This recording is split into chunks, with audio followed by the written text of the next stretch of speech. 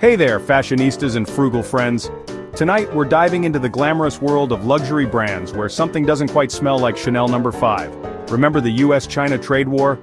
Tariffs were flying faster than a Birkin bag at a sample sale. Trump slapped a 25% tariff on Chinese goods, and China retaliated.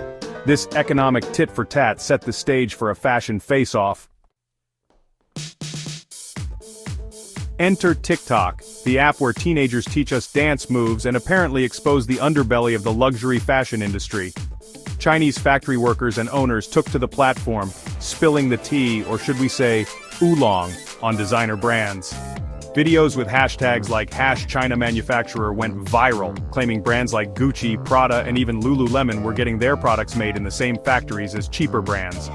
One video claimed a whopping 80% of luxury bags are actually made in China. It got over 10 million views before mysteriously disappearing. Poof! Gone like last season's trends. Luxury brands naturally went into damage control mode faster than you can say counterfeit. The rise of counterfeit goods has always been a thorn in the side of these high-end brands, but the digital age has amplified the problem.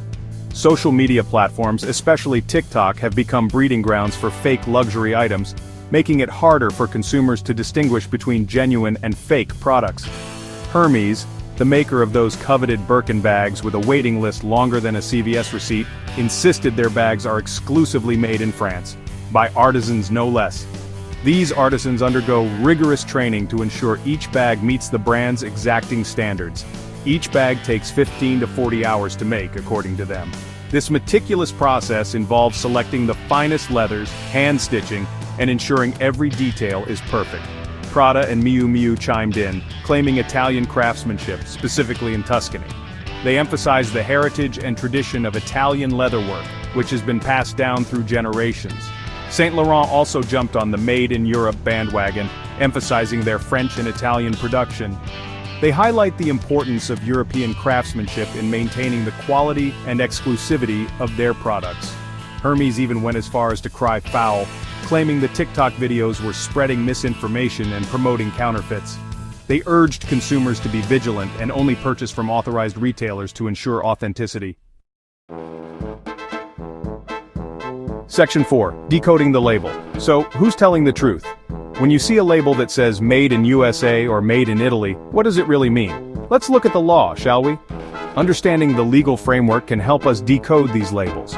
In the US, Made in USA is regulated by the Federal Trade Commission.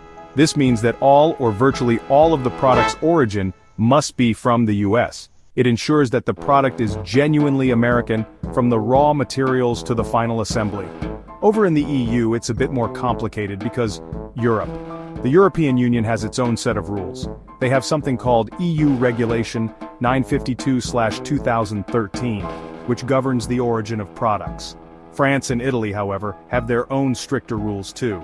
These countries are known for their high-quality goods and want to maintain that reputation. For instance, Made in France requires the last substantial transformation of the product to occur in France.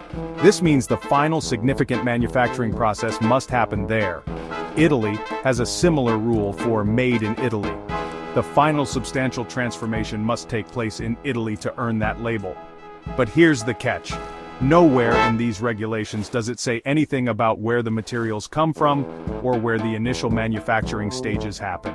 Sneaky, sneaky. This means that while the final product might be assembled in one country, its components could come from all over the world. Section 5. What's next for luxury? This whole saga has sparked a debate about the true cost of luxury. With prices soaring and exclusivity becoming the norm, many are questioning what they're really paying for. Are we really paying for quality and craftsmanship, or just a fancy label? The allure of luxury has always been tied to its perceived value, but is that value justified? Chinese factories are increasingly using live streaming to sell directly to consumers, cutting out the middleman and the luxury markup. This new approach is revolutionizing the way luxury goods are marketed and sold. This direct-to-consumer trend is shaking things up, giving consumers more options and transparency. Buyers can now see the production process and understand the true cost of their purchases. But it's not all rosy. While consumers benefit, independent designers face new challenges. Independent designers are caught in the crossfire.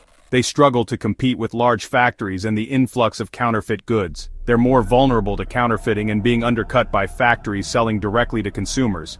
This not only affects their sales but also their brand reputation. It's a David versus Goliath battle. And the slingshot is looking a bit flimsy. Small businesses are fighting to stay relevant in an ever-changing market. So, are we being overcharged for luxury goods? The jury's still out. The debate continues as consumers become more informed and demand more transparency. But one thing's for sure, the fashion industry is undergoing a major transformation, and TikTok is the unlikely runway showcasing it all. Social media is now the stage where trends are born and luxury is redefined.